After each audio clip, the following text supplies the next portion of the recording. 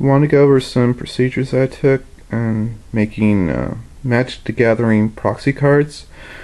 What I found from my researching online is using the foil Magic cards are the best way to go about it. So here's, for example, here's a foil Magic card. This is from Shards of Alara. It's a pretty nice card, and when I started to do this process, I didn't have a whole lot of foils, Magic Gathering foils. Maybe had like 25 or so, but I wanted to have more in making it. So what I ended up doing is just checking online and seeing where to get foils. And one of the things I found was there's the Shards of Alara, the card I was just showing you here. So this one, this series, this is all foil. All these cards are foil in all the packs. So this is pretty nice. One of the drawbacks is they're a little pricey. You probably find them online for around $11 or so. I got mine on Grandma's, some card website.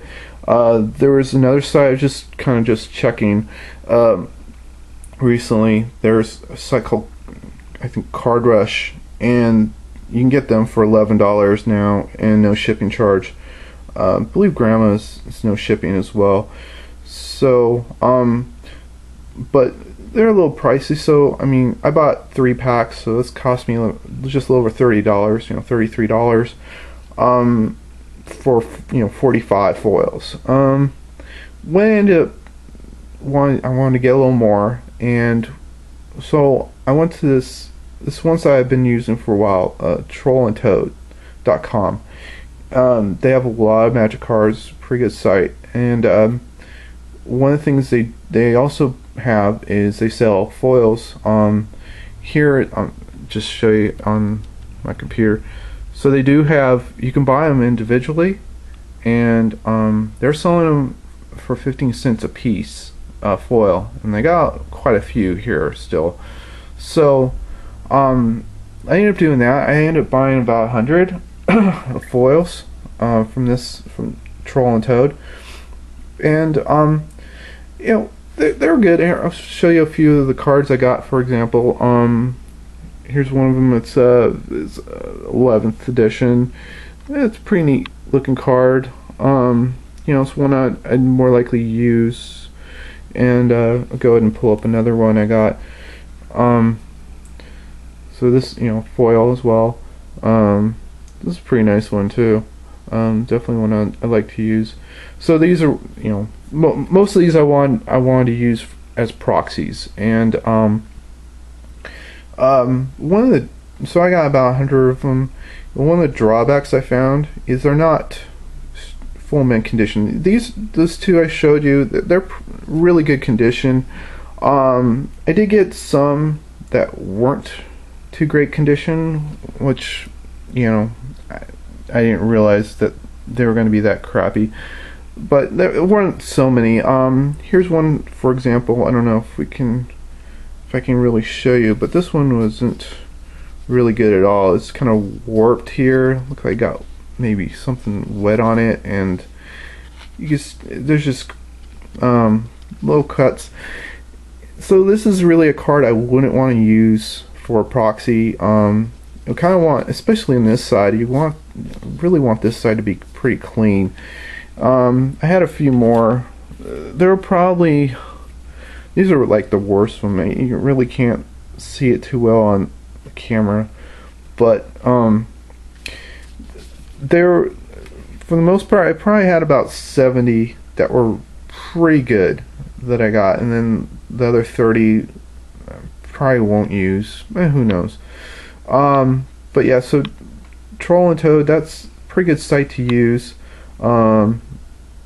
Again, if it's good if you want, especially if you're starting off doing this, because Go ahead and just go over, like, show you a little bit of the procedure I use. So, like, I used Harder Times.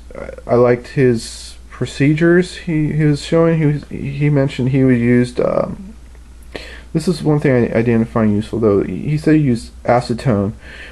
He had a couple different methods. So, one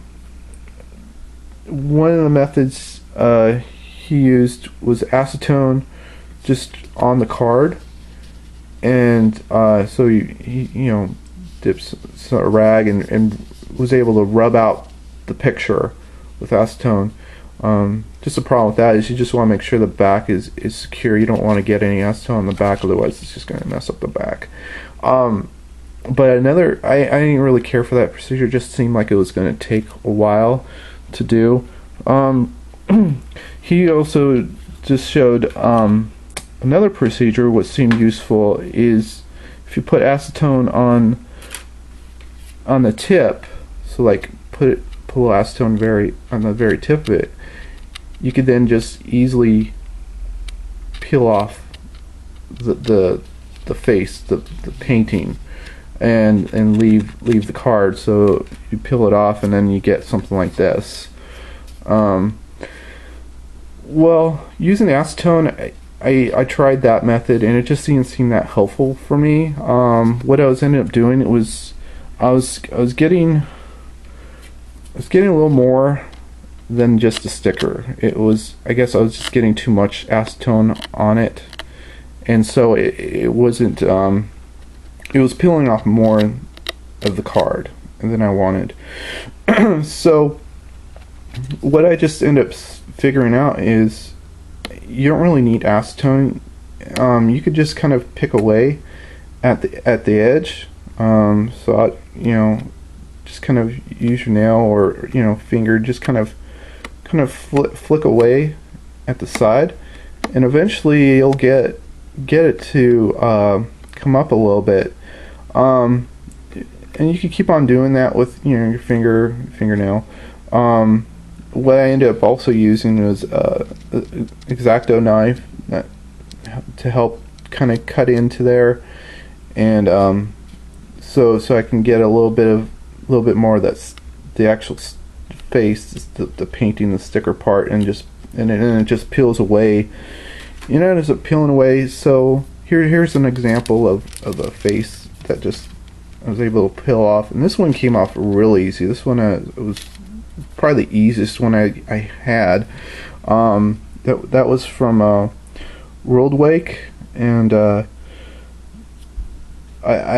unfortunately don't have. That was probably the only World Wake. I might have a few others, but I got the World Wake through the Troll and Toad sets that I picked up. So just also wanted to show something. So this is what, here's a foil or a proxy. This foil. This came off from the shards of Alara. So that's pretty nice that there's most of the cards, most of the foils, when I peel them off, they pretty much have just a white background. It's not really shiny. The shards of Alara, if you do it really good, you can get pretty much a solid foil backing. There's a few I didn't do well. It takes a little. There, show this one.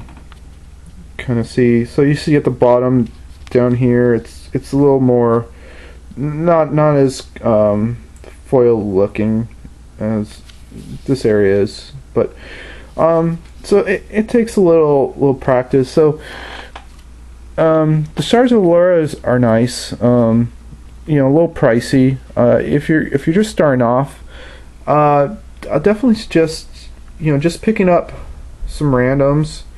They don't even have to be great quality. Just start practicing with them. But again, Harder Times.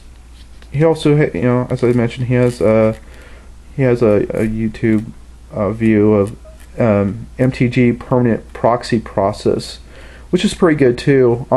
If you really want to go through that process, probably just scrubbing it off. That would be more of a kind of cleaner way to do it. But again, it's just time consuming for the most part. But I guess once you get it down, it's not too bad. So that's pretty much what I wanted to go over here, and and hopefully that's helpful for those people who are starting off or just want to get a little more information as to